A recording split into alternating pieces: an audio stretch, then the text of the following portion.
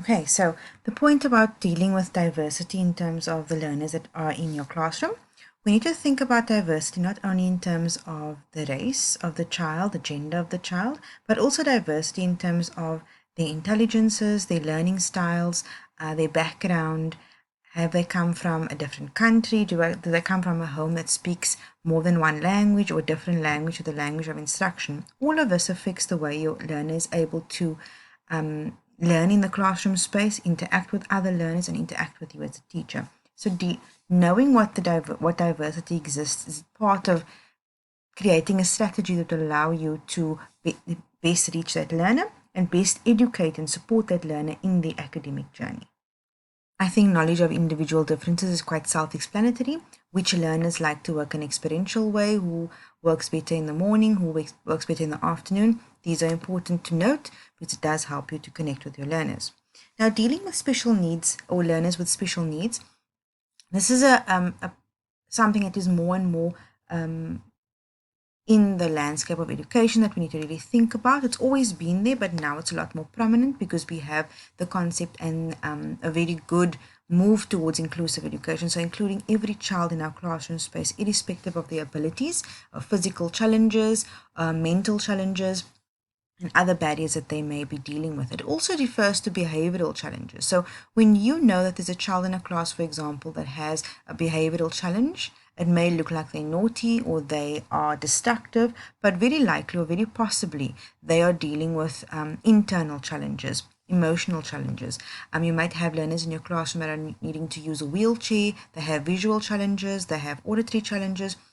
Noting these, understanding how they work, and then making arrangements to allow to reach every learner is extremely important. I'm going to give you a small example.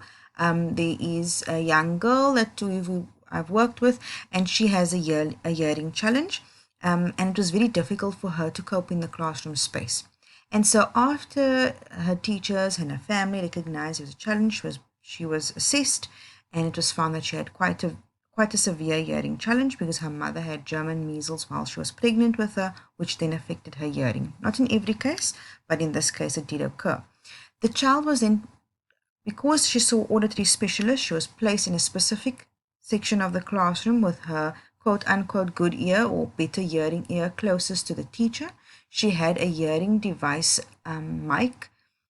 It was around the teacher's neck, and she had the other part, which was allowed her to hear what the teacher was saying. So these types of things, if as a teacher you know that a child in your class has a hearing difficulty, you know that you can't talk and face the board because that child won't hear you. Perhaps they need to lip read, perhaps they need to hear what little sound they can plus lip read. So this helps you to connect and reach your learners. And this and many others, having a wheelchair friendly space, for example, having your writing on the board being big enough for children with visual challenges perhaps, is all part and parcel of meeting the special needs that the learners have within your classroom space. This also includes learners that are have financial challenges, difficulties getting to school, difficulties in the home in terms of perhaps parental discord.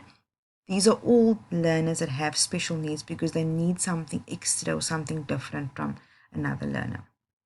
Okay, so educational psychology also helps teachers in tackling classroom problems, things like bullying, peer pressure, academic anxiety. It helps the teacher to understand the characteristics of the children with these problems and helps them to work with them in terms of conflict management, helping them with adjustment, identifying patterns. And so this is how the teacher is able to develop strategies to deal with these difficult or challenging problems when they may arise. Also, educational psychology helps teacher to identify and to create suitable methods of teaching. They understand the learner and therefore they're able to tweak the method of teaching and understand that every learner has a difference or a different need, but also that they can't have a strategy for every single learner every day. So how do they have a strategy which is all encompassing, allowing every child's need to be met, while also allowing them the time to plan effectively and not to, of course, overwork themselves. In terms of the heredity and the environment of the child, it's important to know that the child is affected not only by their family or their genes, but also by the environment that the child grows up in. And I want you to think about Bronfenbrenner. A child may be born with a certain type of not personality, temperament rather, but the environment does impact the child in the way they respond to the environment. We spoke about mental health in one of the previous videos, and mental health, once again, it's important for the teacher to, through educational psychology, understand how mental health comes to play for both themselves and the learners. Needs-based curriculum. This is really just ensuring that the curriculum is learner-centered. It takes into account what learners need, and it works at the pace that best suits the learner while still allowing the learner to develop the skills that is required for the age level and required for the space where they are at cognitively. More and more teachers are required to take on a guidance and counseling role. They call this sometimes a pastoral role. And this is because our learners are faced with so many difficult situations in their lives that often you as a teacher may be the saving grace or the lighthouse in the middle of a very stormy sea. And you require skills that maybe you not necessarily have not necessarily developed as yet. So as a teacher, it's important for you to think about how you can go about developing some of these skills to best support learners. Educational psychology will help with this because it talks about understanding learners, as we spoke about earlier, knowing the development of your learner, knowing the environment of your learner, all of which is important to be able to provide guidance and support to your learner. Assessment and evaluation, I think that's self-explanatory, but educational psychology does help us to understand the cognitive levels of children and therefore be able to assess and evaluate them at the level that is best suited to their need. Self-discipline. In terms of this, self-discipline is really around how we are helping kids to develop personal discipline, how we're helping kids to understand that we're not just working within a kind of reactionary manner, but rather we're also structuring the way that we respond to things, structuring our school day, structuring the way we do our homework. Self-discipline refers to various aspects within a child's life and within the teacher's life as well. Facilitating context. This talks about how what students are learning within the classroom space needs to be transferable to outside that context as well. How do we go about helping them to apply what they've learned in the classroom to other contexts as well without making them feel stressed, without causing anxiety because they're not in the safe comfort of the classroom.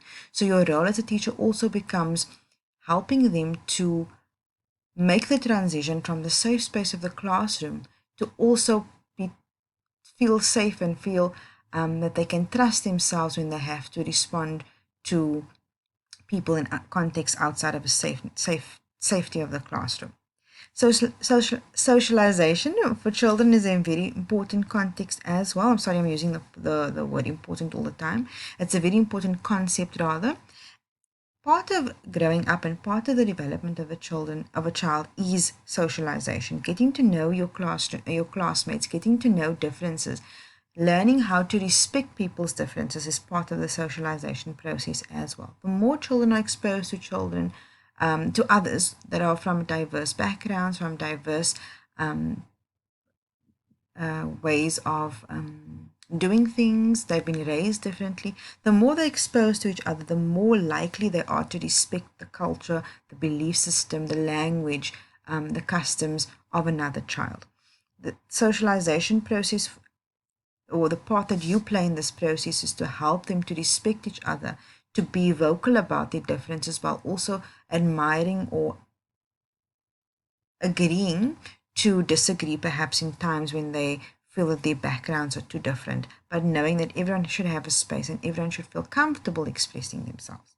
Then of course professional growth for you as a individual and as a teacher, and within this classroom space, with you being okay to show that you don't know everything in your classroom space, but that you are willing to grow, that you're willing to professionally improve on your skill set as a teacher, as your skill set as a classroom manager, your skill set as a colleague, and so on and so forth. So this is some of what we look at when we talk about educational psychology in terms of the relationship between learning and teaching and educational psychology. It helps us to really plan the way we're going to be responding to our learners and not just do it ad hocly, which oftentimes causes chaos. I hope this helped to just bring the information to light a little bit, or to life rather, and give you an understanding of how this connection is really made. So I'm going to leave you to read the rest on your own in terms of the learner, the learning environment, the learning resources, and the learning process. But I think the important, once again, I use the word important, I think the vital element for me that I want to take away from this is that educational psychology, while it might not outright in your face be, this is educational psychology in the classroom, you need to understand that everything we do has a reason. There is a why behind everything we do. We need to understand motivation of learners, for example, because we need to know what makes them want to work, what makes them feel that I can do this or I can't do this. All of this is part of educational psychology. Rewards and punishment, guidance and counseling, understanding group behavior and group dynamics, understanding why learners respond to one friend one way and then another friend in a different manner. Knowing why classroom climate has a great effect on the way students respond to the teacher and respond to each other as well. All of these things plays a big role in being either successful as a class as a whole, teacher and learners together. It plays a big role in you being successful as a teacher, and of course for your learners to be successful in the academic journey. But not only in terms of academics, but also in terms of the socialization, in terms of the emotional development, the social development, the way that they are able to feel confident about their knowledge, the way they're able to feel confident and independent about their abilities. This is all part of your job as a teacher. It seems overwhelming. It seems like it's quite a lot if you have gone through these videos and really paid attention to all the expected characteristics of a teacher. But once you are in the role, once you become once you finish that first year or two of teaching, it becomes a cycle and becomes second nature. And you start to see patterns and pick up patterns that you never thought you would see before. And by the time that you've been in the job for 3 years, you feel, I've got this. I feel like I know what I'm doing. And as long as you're open to learning, you're open to hearing your students and seeing the struggles of your students, you should be absolutely fine. I hope these videos were of some help to you. I hope it made a little more sense than just reading an article. Part of what you need to be doing is bringing your articles into a very practical space. How does this apply to me in the classroom? I'm not just reading information, but I'm also seeing how I can apply it within my classroom space, within my planning, and within the assessments and evaluation I do. Okay, so good luck with the assessments for this unit. I hope this was enlightening for you, and good luck with all of the work that you have ahead.